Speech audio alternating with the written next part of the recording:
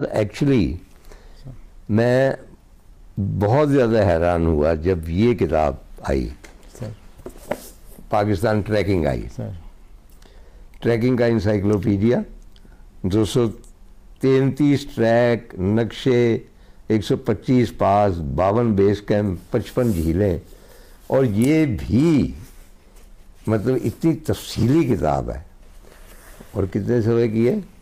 तकरीबन 450 सफ़े की है। इसमें से 72 पास आपने किए हुए हैं सर। अच्छा, कितने मतलब वो आपने मतलब है कि बहुत ज़्यादा पास किए हुए हैं?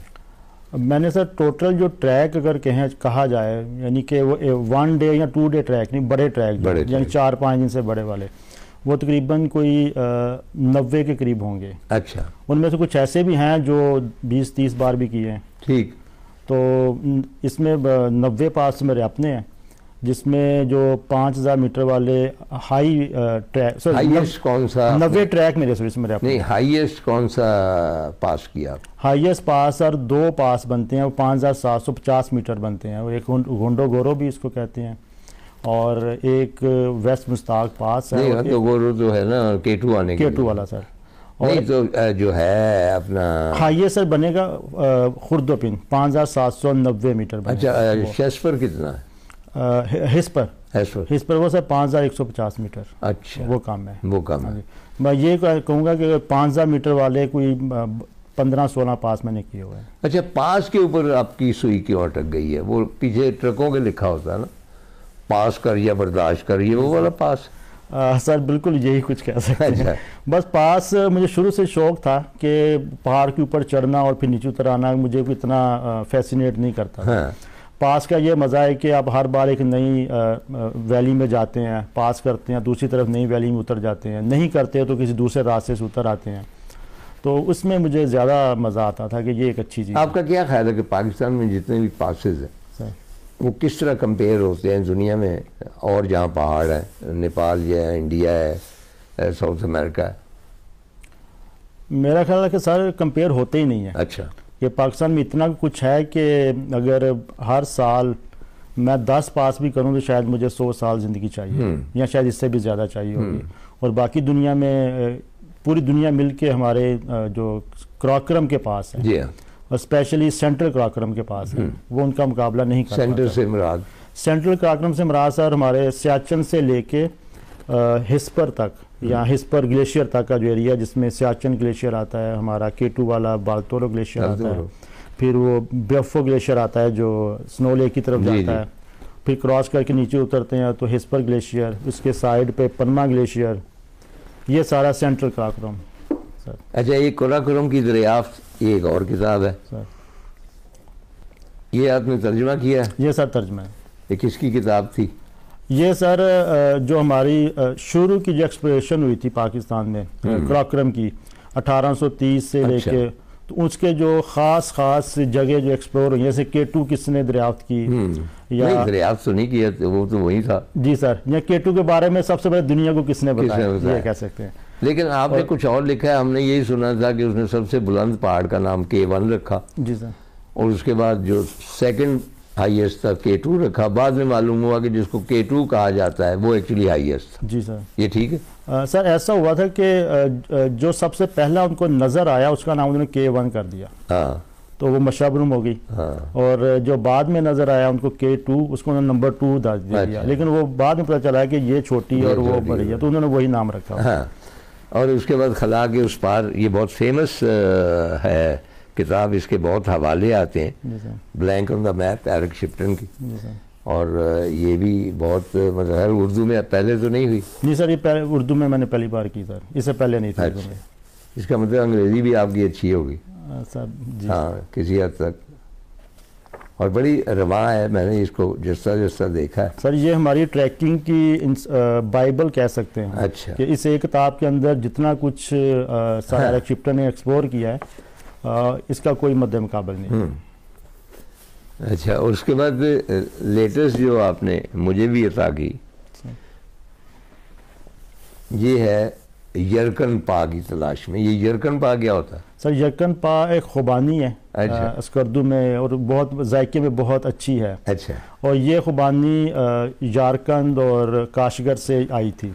अच्छा। और इसका जो रास्ता था वो ईस्ट मुश्ताक पास और वेस्ट मुश्ताक पास, इस रास्ते से आई थी किसी ज़माने में। ये चाइना से मुश्ताक की तरफ से आई? कहते हैं कि इसी रास्ते से आई थी, क्योंकि ये इसी रास्ते से लोगों का आना जाना था। क्योंकि मैं पहले भी अर्ज कर चुका हूँ कि जब मैं काशगर से गया हूँ पाकिस्तान की तरफ से आया खुंजराब जी, तो रास्ते में कोरकल लेक थी राइट पे, और लेफ्ट पे ये मुश्ताक था। जी सर। और मैंने अजीब सा महसूस किया। मैंने अपनी बेगम को कहा कि ये जो पहाड़ नज़र आ रहा है ना, अगर हम वहाँ जाएं और इसके बेस कैंप के साथ होके आगे जाएं तो पाकिस्तान आ जाएगा। तो एक ज़माना था, ये भी ज़ाहिर है मैंने पढ़ा, कि इसकी पहाड़ की जो शक्ल थी उसके बारे में यूरोप में कहा जाता था कि अनकॉन्करेबल है, इसके ऊपर चढ़ा ही नहीं जा सकता, इसकी शक्ल ऐसी। और उसी पहाड़ के दामन में दरियाफ्त हुए थे घोड़ों के नाल बागें, और जिस तरह के वहाँ पे कोई अस्तबल हो, दैट मीन्स कि वहाँ पे पुराने ज़मानों में कोई कारवां सराय होगी या स्टॉप होगा, और उसके वो थे। तो आप उसके बेस कैंप तक गए? जी सर, मैं उसके बेस कैंप तक भी जाऊँगा। नहीं सर, असल में ये जो किताब है ये हम पाकिस्तान से जब जाते हैं उस रूट पर, हाँ, जहाँ से ये लोग आना जाना करते थे, स्कर्दू बल्तिस्तान के लोग और काशगर के लोग। जी जी। तो अभी हमारी जहाँ पे बाउंड्री लाइन बनती है वेस्ट मुश्ताक पास, तो हम पाकिस्तान की तरफ से उसके टॉप तक गए थे वहाँ से। जी सर। अच्छा, इस दौरान कोई हिस्टोरिकल आपने डिस्कवरी तो नहीं कहना चाहिए, लेकिन कोई नई चीज़ देखी हो? सर डिस्कवरी तो वाकई कोई नहीं मैंने की। नई चीज़ यह है कि वहाँ पे कुछ ऐसे हम ग्लेशियर नज़र आते हैं, ऐसे पहाड़ नज़र आते हैं जिनका मैंने आज तक कभी ना किसी किताब में पढ़ा है। अच्छा। ना किसी की कोई तस्वीर देखी आज तक। इवन के रिसर्च की जितनी किताबें हम देख लें, और ये किसी का अपना चाइना की तरफ है या हमारी तरफ? ये सर हमारी तरफ। अच्छा। ये हमारी तरफ आते हैं। और इनकी तरफ किसी ने तवज्जो भी नहीं दी? इनकी तरफ किसी ने तवज्जो नहीं दी, इसलिए कि वो बहुत ज़्यादा अंदर से अंदर की तरफ रास्ते हैं। हाँ। जैसे हम स्कर्दू जाते हैं जीपों पर, अस्कोली जाते हैं, वहाँ से फिर हम केटू के लिए जाते हैं, तो पहली कैंप साइट झोला आती है। ठीक है। तो वो सारे केटू की तरफ चले जाते हैं। उसके उल्टे हाथ पे जो एक नाला आता है, हाँ, पनमा वैली उसको बोलते हैं, उसमें बहुत कम लोग जाते हैं। 2-3 दिन आगे जाएं तो आगे फिर। बल्कि आपने लिखा है कि भाई आपके साथ बहुत कोई डॉक्टर भी थे, खवातीन भी थी। जी सर। और किसी ने वहाँ पे पूरा रेवड़ देखा था मारखोर का? जी सर, हम चूंकि गए थे जून के शुरू में गए थे, और उस वैली में वैसे कोई नहीं जाता, और उस साल बर्फ़ भी बहुत ज़्यादा थी, तो वो जो थे मारखोर वो बहुत नीचे आए हुए थे। तो हम जब भी जाते थे तो हमें मारखोर नज़र आते थे, कि जब हम पहुंचते थे तो वो आज ऊपर पहाड़ों पे चढ़ना शुरू हो जाते थे। नहीं, मतलब है कि मारखोर सचमुच के देखे ही? जी सर, जी सर, मारखोर नजर। पगमार्क सी देख? नहीं सर, मारखोर खुद देखे।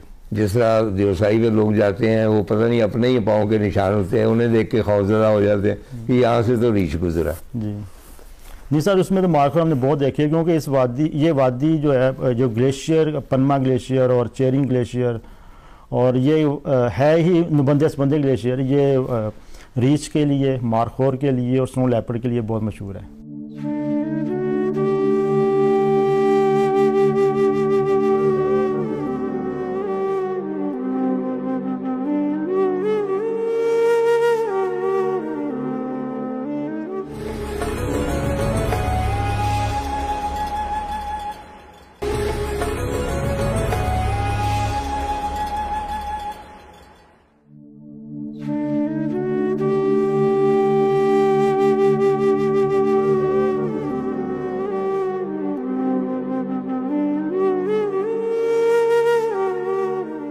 अच्छा, ये जो येटी के ऊपर आपने ख़ास तवज्जो दी, वैसे तो आपको भी, मतलब किसी बंदे को भी, हम स्नो लेक जब किया था तो नीम वैशी बंदा वैसे ही हो जाता है वीरानों में चलते चलते।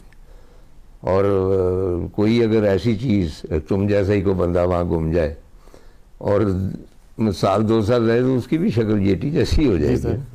सर पहाड़ के अंदर जाएं तो महल में हफ्ते 10 दिन के बाद जिस्मानी तौर पे हम गधे हो जाते हैं और शक्ल में हम यटी हो जाते हैं। अच्छा, तो वो ये आपको क्यों दिलचस्पी यटी? क्योंकि ये अजीबोगरीब मिथ है।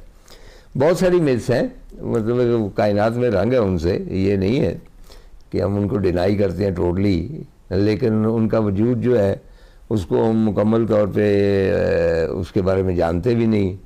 मतलब लॉक नेस है स्कॉटलैंड में कि जी यहाँ पे एक मॉन्स्टर है, बैठे हुए दूरबीनें लेके दिन रात, आज तक नज़र नहीं आया कोई ऐसे किसी ने तस्वीर उतारी, और लेकिन लोग लॉक नेस जाते हैं कि जी यहाँ इसमें मॉन्स्टर रहता है। तो इसी तरह येटी की भी है कहावत, क्योंकि स्नो लेक के ऊपर भी एक जगह हमने येटी लिखा हुआ पाया। वो येटी ने तो नहीं लिखा होगा, वो तुम जैसे किसी बंदे ने येटी लिखा और हम उसे देख के खौफजदा हो गए कि क्या पता हो। सर असल में मुझे बहुत सवाल होते हैं येटी के बारे में। हाँ, तो मैंने फिर ये किया कि इसको इसके ऊपर बाकायदा मैं रिसर्च करूँ और फिर इसको किसी किताब में शामिल भी करूँ। अच्छा, आपका ज़ाती तौर पे क्या ख्याल है कि येटी है? नहीं सर, मैं इसको नहीं मानता। नहीं, उसकी वजह यह है कि मैंने जितना इसके बारे में पढ़ा, वो एरिक शिप्टन इसके बारे में लिखा है, टिलमैन ने लिखा है, इवन के मैसनर ने इसके बारे में बात की है, इससे पहले सर मार्टिन कॉनवे ने इसके बारे में बात की है। उन्होंने भी ये कहा है कि हमारा ख्याल है कि ये इसके निशान हो सकते हैं। हो सकते। किसी ने आज तक ना तो उसको देखा है, ना उसकी कोई तस्वीर बनाई है, और ना ही उन्होंने कन्फर्म ये कहा है कि ये वाकई यट्टी के ही निशान है। अच्छा।